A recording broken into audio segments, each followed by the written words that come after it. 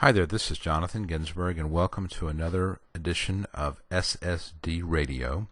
Today I'd like to talk to you about something called the grid rules.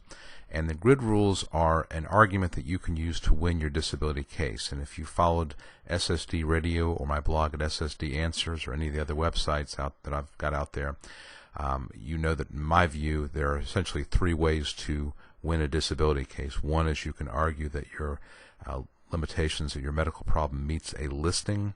The second you can argue is that your functional capacity to perform any type of work or certain types of work has been so impaired by your medical problem that you would not be able to do anything at all, any type of work at all. The third argument is the grid rule argument, and the grid rules apply for people with physical problems who are over age 50 with specific limitations in terms of their past work and in terms of their skill level. So let's kind of get through some of the definitions, and then what this is going to be about is the grid rules of this episode. And you can find the grid rules. Social Security's got it in the Code of Federal Regulations. It's kind of hard to find and use, so I created a website called gridrules.net, which I'm on that site right now. You can go to it. It's out there. It's free. And basically you can look up the grid rules and kind of get an idea whether you fit within it, and you and your attorney can decide whether you want to make the grid rule argument part of your case when you go before a disability or administrative law judge for Social Security disability. So again, the grid rules apply when you have physical limitations. You cannot make a grid rule argument if you have a mental health problem. So if you've got depression, anxiety, those type of things, that would not be a grid rule appropriate case for the grid rules. So basically what we've got here is physical problems. First thing you got to know is that you've got to get an idea from your doctor or from your own testimony where you stand on the scale in terms of your physical capacity. And what I specifically mean is how much you can stand, how long you can stand rather, and how much you can lift.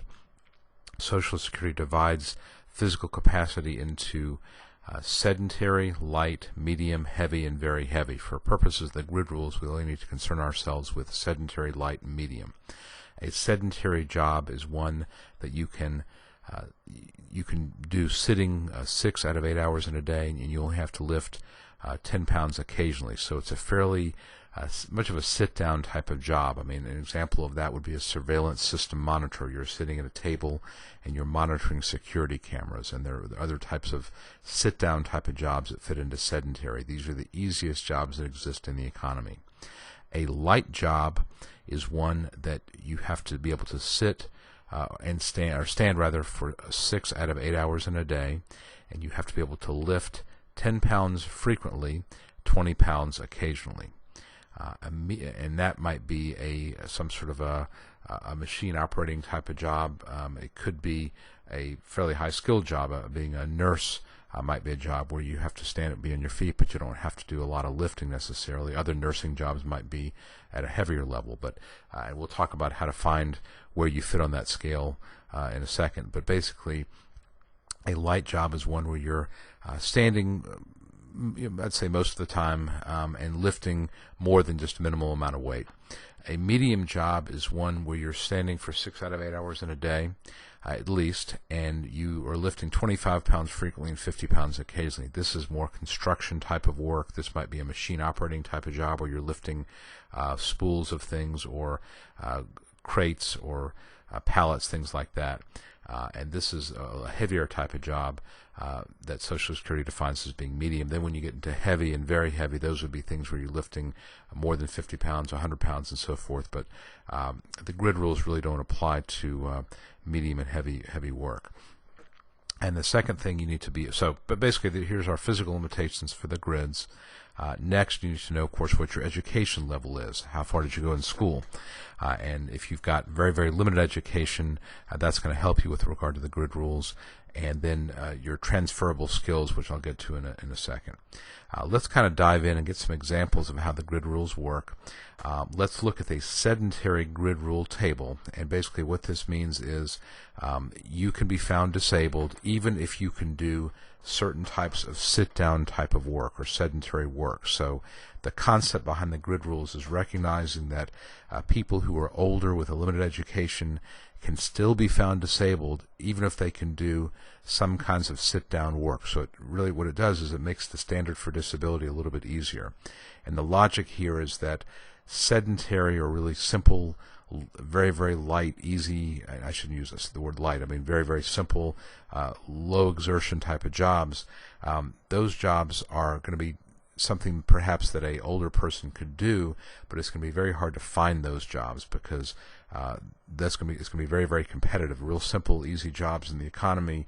There's lots and lots of people who can do them, and Social Security recognizes that employers are likely to hire younger people to do some of these very, very simple entry-level type of jobs. And so that even if you're over 50 and you've got these other limitations, even if you could do one of these really, really simple entry-level, almost what I would call a warm body kind of job, that the number of jobs out there is going to be not very high for people who are age 50 or higher.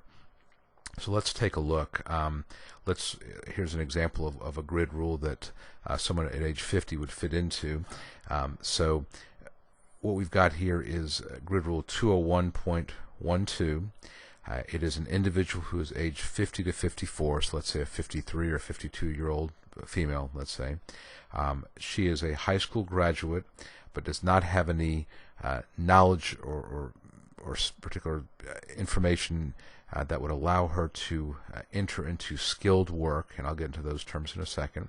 Her past work is unskilled or no past work. She would be found disabled even if she could do sit-down type of work.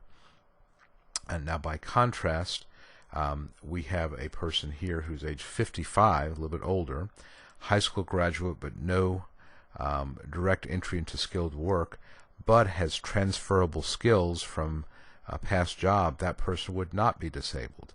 So when I mean transferable skills from a past job, a administrative assistant might have transferable skills into being a clerk typist. That's how that might work. So if you have skills at something that you've trained at for a long time, then you might find that you can do an easier version of that type of job that would give you transferable skills. Now the definition of unskilled, semi-skilled, and skilled is also important here. And I've referred over here to my blog, SSD Answers. I've got a page there about this. Unskilled work is one where you can just walk in and do it. It might be a hand packer, a circuit board assembler, a dishwasher at a restaurant. These are things that you can learn to do within 30 days. You can walk in off the street and do. And those are the simplest kind of jobs out there. Semi-skilled jobs are things that might require at least 30 days of training. This might be a chauffeur, a room service waiter, a carpenter, a nurse's aide, administrative assistant. Those type of jobs would be semi-skilled. And again, you can see administrative assistant is a semi-skilled job, but a clerk typist is an unskilled job. And it may be, in some cases, a administrative assistant, a person who had done that for 15 years, would have transferable skills to this one here, to clerk typist job. Then we have skilled jobs. These are things that require a lot more training time and education. A chemist, an architect, a nurse, school band director, physician, attorney, things like that. These are all skilled jobs that require a lot more training. And so skilled jobs generally are going to throw off transferable skills into semi-skilled or unskilled. So I think when you look at your job history, one of the things that you can do is try to figure out where you fall in this scale here. Now, the way to, if you want to do the specific research on it, what Social Security uses is they use something called the Dictionary of Occupational Titles. And the Dictionary of Occupational Titles is available. I mean, here's one I found on the web. There's other ones out there. And when you actually get to a hearing, the Social Security judge will probably have a vocational witness who's got an electronic version of this on his or her laptop to define your past work. So again, in a grid rule argument, you've got to have a sense of your medical capacity in terms of sitting and lifting and so forth, and you've also have to have some sort of a vocational profile, which again, the judge will probably have the vocational witness do. But if you want to look it up, you can look these up, and you can use the search function. And again, here's an example of one. You can use the search function and type some things in. So I've just done a couple of quick searches. This is an unskilled job. This is one of the ones that vocational witnesses use all the time in hearings, at least here in the Atlanta area. This is an unskilled job called surveillance system monitor. And what this is you can see it is a sedentary job. The strength says S. The SVP, or specific vocational preparation, is a 2, which means it's an unskilled job. An SVP of 8 would be a skilled job, an SVP of 4 would be an unskilled job, and so forth. And again, as you go through the different jobs, you'll see the different SVP numbers, and it goes through. You can go through a great amount of detail about what all these different other things are, and I'm not going to go into that as far as what these other codes mean. But the main one you want to focus on would be the SVP, which will tell you is it unskilled, semi-skilled, or skilled, and the strength level required, which would be sedentary, medium heavy, or very heavy, sedentary light, medium heavy, or very heavy. And basically a surveillance system monitor is somebody who sits in front of closed circuit television monitors and notifies somebody that there's a problem. So the example I give to my clients, you're working for a I don't know, a used car lot. It's 4 o'clock in the morning. You see somebody breaking into the car lot. You press a button. That is a very, very simple type of job. It requires only 1 or 2 steps. It doesn't require any kind of training, and really anybody off the street could do it. That's an unskilled, entry-level kind of job, easiest job that you could possibly do. Then we've got some light jobs here, and what I've done here is you can see there's a lot of different kinds of categories for waiters and waitresses and so forth. So some of these may be unskilled, semi-skilled. Sorry, some of these may be light, some of these may be semi-skilled, some of them may be skilled. It really depends on what you're doing.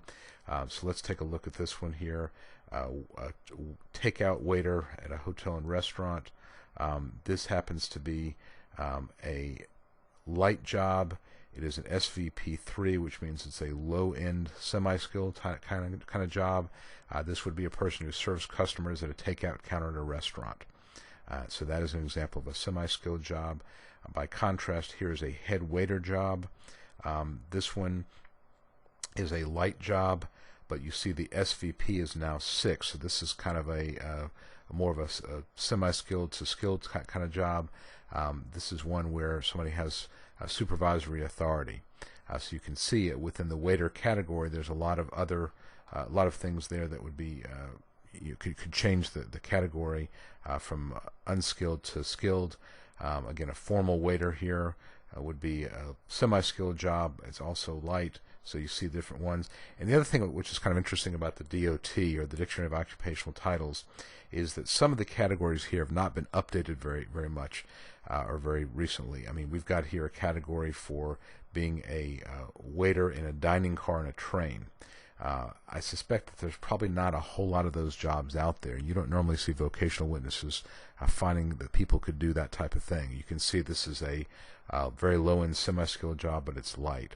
So those are some examples of some light jobs at different skill categories. And here's an example of a skilled job, a nurse practitioner in a doctor's office.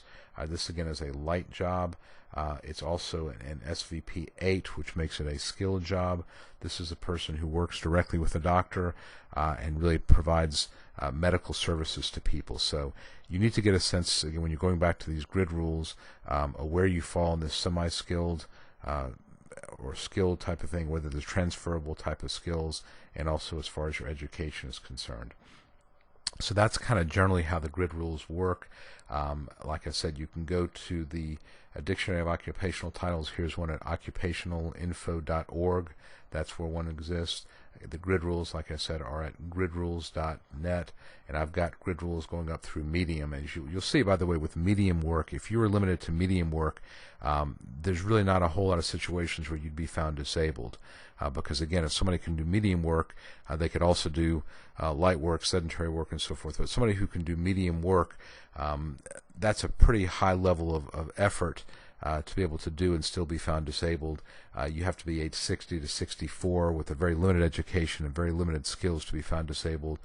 When you get to light work, again, it's the biases towards people who are older. There are some situations where somebody who can do light work, still has that capacity, can still be found disabled, but most of the grid rules you're going to find are sedentary. So your best shot at getting a grid rule decision would be if you're limited to sedentary type of work.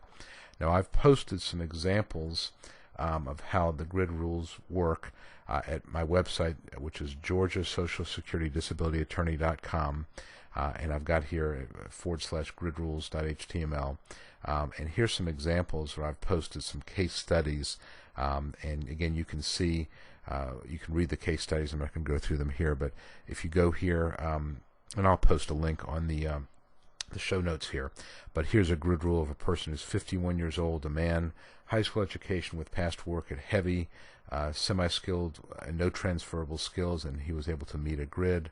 Here's a 58-year-old female with a high school education and past work at medium but no transferable skills. And you can, again, you'll see what I do here is I'll go through what her past work was, education, the basis of the claim, my analysis of the claim, and what happened. And so basically this case was a winner under a grid rule theory, or under functional capacity theory, but basically you see the kind of question the judge asks in terms of her age, her functional capacity, again, the light, medium, heavy, sedentary, that sort of thing, and you can kind of get a sense of how these cases proceed. So this is an example of the grid rules, but I would encourage you, if you're over age 50, let's kind of get to the bottom line here. If you're over age 50 and you have a physical problem, I think it's always worth taking a few minutes to look at the grid tables to see whether or not you fit into any of them. Because again, judges will use the grid rules, although sometimes I find judges that are not that familiar with them. A good judge will know how to use them, and certainly it's an argument to put forward.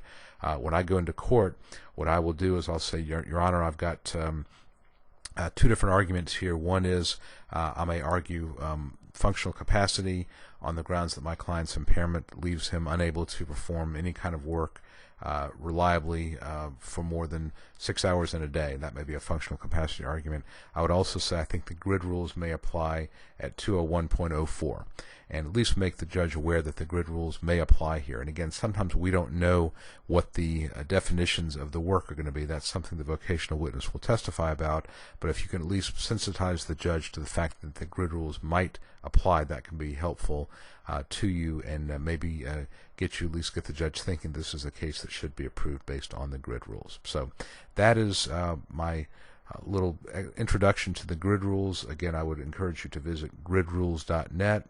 I would encourage you to visit my Georgia Social Security Disability Attorney.com site, where I've got a lot of case studies and some examples.